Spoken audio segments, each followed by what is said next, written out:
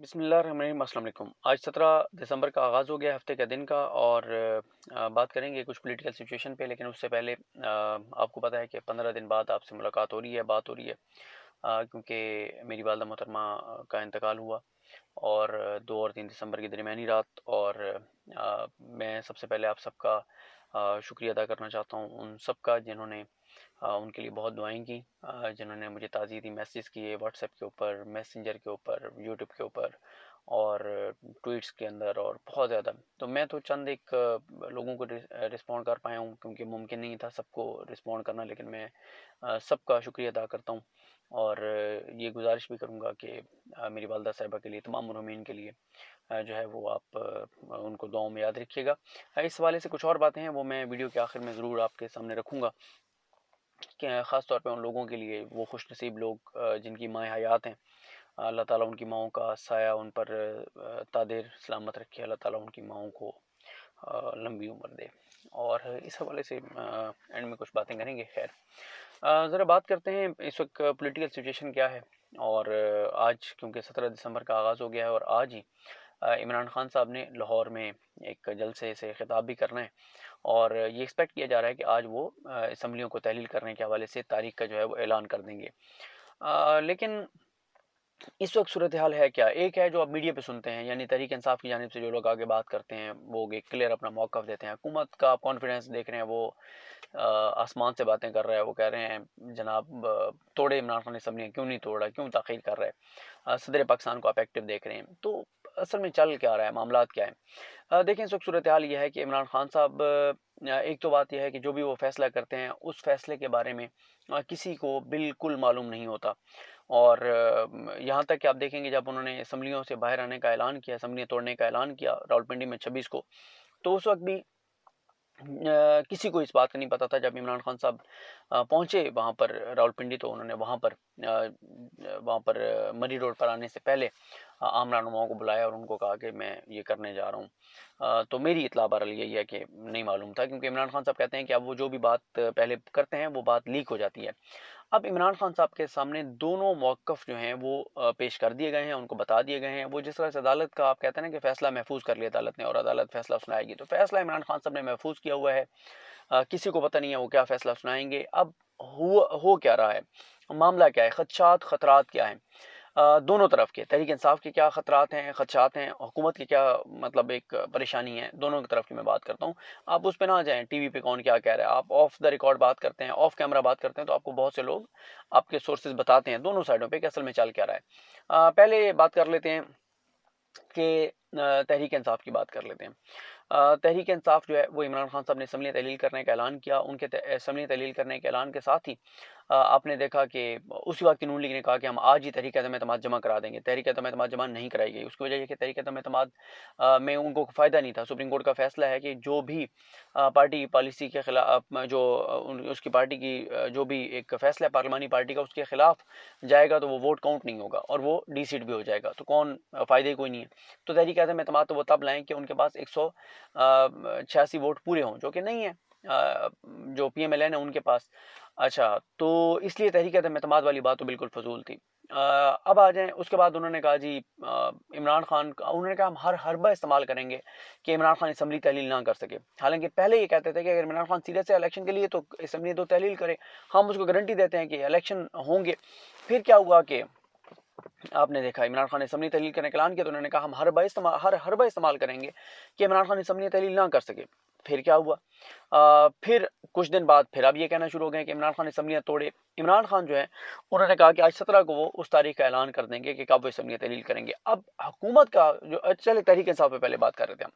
तहरीक इंसाफ का मसला ये है कि इमरान खान साहब ने जो अपनी लीगल टीम से 2 मुलाकातें की हैं, मेरी इत्तला ये है कि दोनों मुलाकातों में इमरान खान साहब को ये बताया गया है कि खान साहब आप असम्बलियाँ जब तहलील करेंगे, तो असम्बलियाँ तहलील करने के बाद हुकूमत उसको रोकना भी चाहे, रुकवाना भी चाहे, जो मर्ज़ी हरबे इस्तेमाल कर ले, 10-15 दिन चीज़ें रुकेंगी, लेकिन अल्टीमेटली असम्बलियाँ तहलील हो जाएँगी।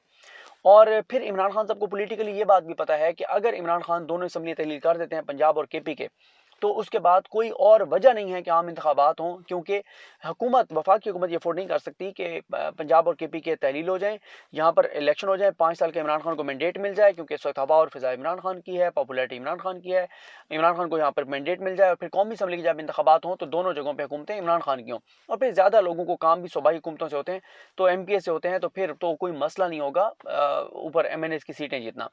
लेकिन 2-3 चीज़ें हैं जिनका खदशा है तहरीक इंसाफ को। पहला, तहरीक इंसाफ जो मर्जी कहे, अच्छा पहला जो खदशा है वो है सही किसी हद तक, लेकिन वो कोई ज़्यादा लॉन्ग टर्म नहीं है। मसलन वो खदशा क्या है? वो खदशा ये है कि जनाब परवेज़ इलाही साहब असम्बली नहीं तहलील करेंगे। अच्छा नहीं तहलील करेंगे, असम्बली तहलील नहीं करेंगे। एक तो ज़ाहिर है महमूद खान ने करनी है, ये परवेज़ इलाही साहब ने करनी है। गो के ये भी आया कि उन्होंने असम्बली साइन करके इमरान खान को दे गए। अगर वो नहीं करेंगे तहलील और इमरान खान कहते हैं कि अपने MPs को कि आप रिज़ाइन कर दें, 10, 15, 20 अगर लोटे बन भी जाते हैं तो 160-65 तो इस्तीफे आ जाएंगे, वो मंजूर भी हो जाएंगे। सल्मान खान बैठे हैं स्पीकर उनके, तो क्या 160-65 सीटों के ऊपर इलेक्शन होगा? पहले आप देख लें वफाक में कौमी असम्बली में क्या हुआ। कौमी असम्बली में इन्होंने इस्तीफे जो हैं वो तहरीक इंसाफ के मंजूर किए, 11 सेलेक्ट करके, और फिर उसके ऊपर जो हुआ वो आपके सामने है। 8 में से 7 सीटें इमरान खान जीत गए, क्योंकि 3 मखसूस नशिस्तें थी, और एक जो हराई गई वो भी आपको पता कैसे हराई गई। अच्छा, अब ये है कि परवेज़ इलाही साहब जो हैं वो भी ये देखेंगे कि उन्होंने लॉन्ग टर्म चलना, सियासत अपने बेटे की देखनी है, आगे अपने बेटे का फ्यूचर सियासी तौर पर देखना है, या शॉर्ट टर्म देखना है। शॉर्ट टर्म क्या है? 2-3 महीने और वो वज़ीर आला पंजाब रह लेंगे, 5 महीने और रह लेंगे, लेकिन लॉन्ग टर्म उनको सियासी तौर पर नुकसान है। इसलिए नुकसान है कि नून लीग उनके साथ क्या सीट एडजस्टमेंट करेगी, बहुत मुश्किल है। इसलिए मुश्किल है गो कि नून लीग किसी भी हद तक जा सकती है इस वक्त अपने इक़्तिदार को बचाने के लिए, करप्शन केसेस लूटमार बचाने के लिए, लेकिन फिर भी यह है कि वो कितनी एक सीट एडजस्टमेंट करे। अभी तो ये फैसला होना है कि PDM की जमातों ने इंतखाबी इत्तेहाद करना ही नहीं करना, फिर वो कितनी सीटें देंगे, काफली को कितनी सीटें देंगे, पीपल्स पार्टी को कितनी सीटें देंगे।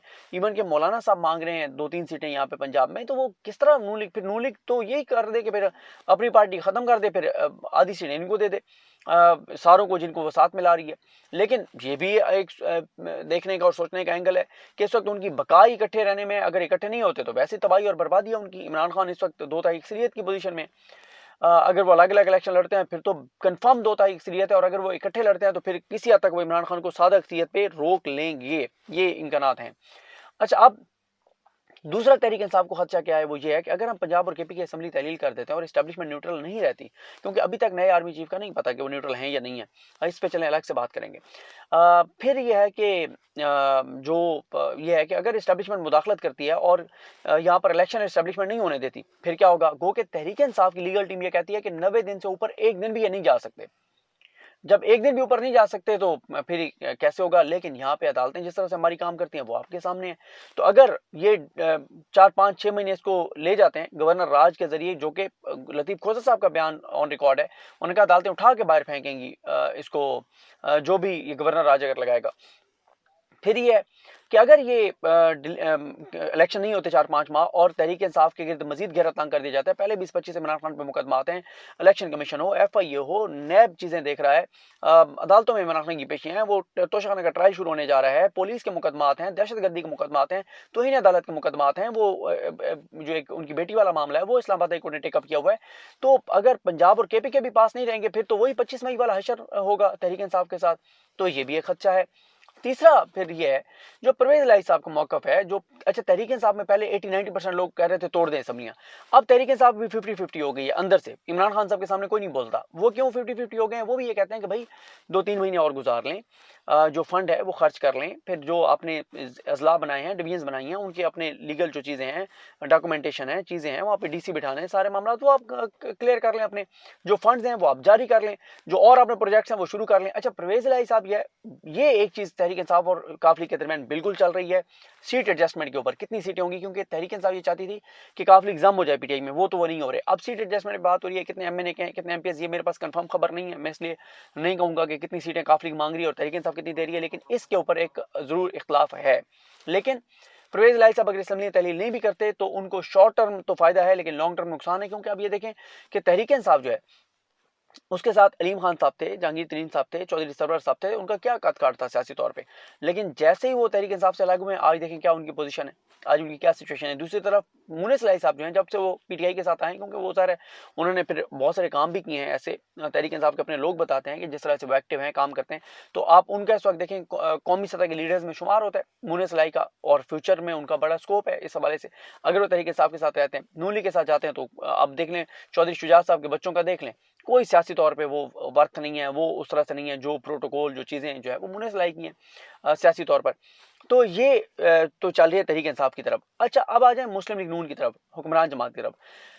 उनका अगर वो इतने कॉन्फिडेंट हैं कि तोड़े इमरान खान असम्बली, तो इसहाक डार क्या लेने गए थे सदर के पास। अच्छा, इसहाक डार जो सदर के पास गए थे, इन्होंने कहा जी इकोनॉमी के ऊपर बात करने गए थे। आप कब से इतने अच्छे हो गए कि इकोनॉमी के ऊपर सदर पाकिस्तान को ऑन बोर्ड ले रहे हैं। अच्छा, फिर चले मान लेते हो इकोनॉमी के लिए गए थे सदर पाकिस्तान के पास, ये फिर जो आज़म अज़ीज़ तारड़ साहब वज़ीर कानून और अयाज सादिक साहब क्या लेने गए थे। फिर सदर पाकिस्तान उनसे मिलने के बाद इमरान खान साहब के पास क्या लेने गए थे, इमरान खान साहब मिल के चौधरी परवेज़ इलाही के पास क्या लेने गए थे। तो चीज़ें तो बैक एंड पे चल रही हैं, चीज़ें बैक एंड पे चल रही हैं, मामलात हो रहे हैं, डेवलपमेंट्स हो रही हैं।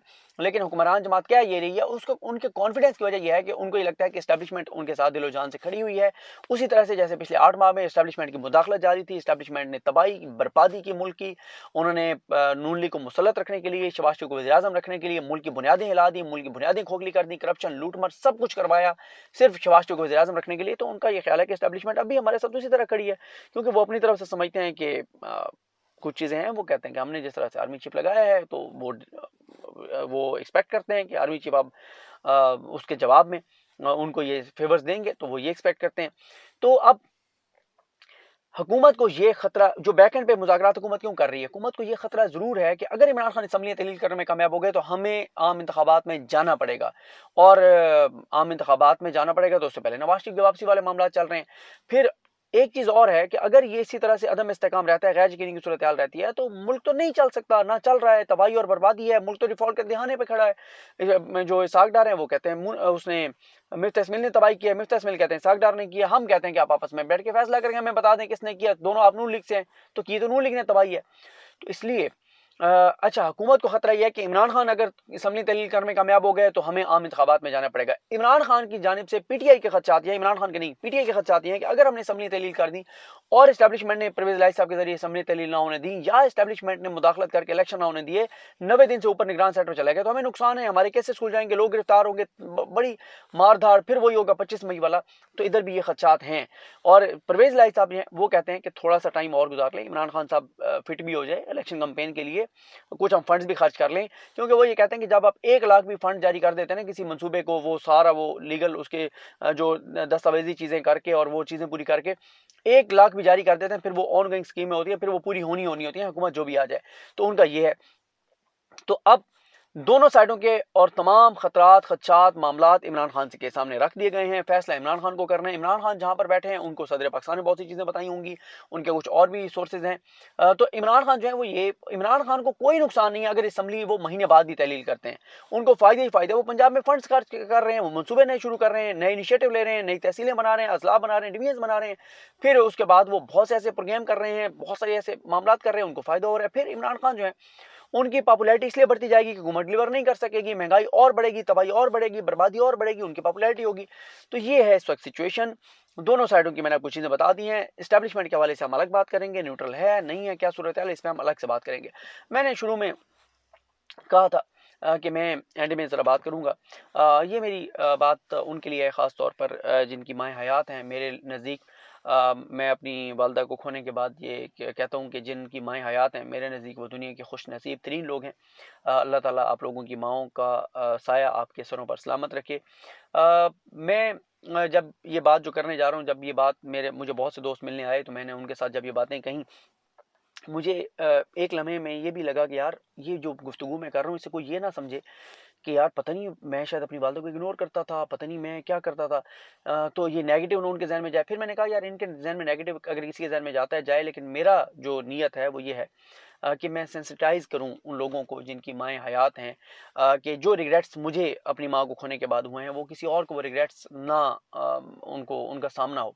अ, होता क्या है जब एक तो ये है कि ये एक ऐसी चीज़ है जिसके बारे में आप ज़िंदगी में कभी इमेजिन नहीं करते ना कि आप अपनी माँ को खो देंगे, आप अपने बाप को खो देंगे, क्योंकि औलाद अपने माँ-बाप को खोना नहीं चाहती, तो इसलिए वो तसव्वुर नहीं करते। हालाँकि मौत एक हकीकत है, सबने इस दुनिया से जाना है। फिर अगर ये आप कभी सोचें भी सही कि उन्होंने जाना है, तो आप ये अंदाज़ा नहीं कर सकते कि जब माँ चली जाती है तो आपके साथ होता क्या है, आप पे गुज़रती क्या है। आप किस तकलीफ़ से, किस कर्ब से जो है वो आप गुज़रते हैं। होता ये है कि जैसे ही माँ जाती है तो जिस लम्हे आपको पता चलता है कि आपकी माँ इस दुनिया में नहीं रही, उस लम्हे से ही रिग्रेट्स शुरू हो जाते हैं। काश मैं ये भी कर लेता, मैं ये भी कर लेता, मैं ये भी कर लेता, मैं ये भी कर लेता। फिर आप कहते हैं आपका सब कुछ चला जाए, टाइम थोड़ा-सा जो है वो पीछे चला जाए, लेकिन ज़ाहिर है ये अल्लाह का निज़ाम है और टाइम जो है वो पीछे नहीं जाता। तो इसलिए मैं जिनकी माएँ हयात हैं, उनको ये कहूँगा कि